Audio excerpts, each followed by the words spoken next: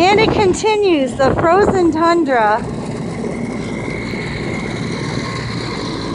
Gives you an idea or some perspective on the volume of snow, on how high. That's the cul-de-sac. Okay, here's the mailbox, almost unpassable. There's everybody's neighbor, the Newmans.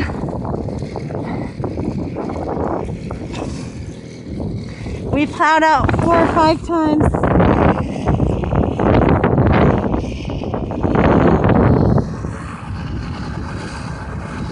And it's about as good as it's gonna get. It's getting really windy now and very cold. Wouldn't want to be skiing in this, even though it's first powder. You can actually see part of the pavement. This is round 4.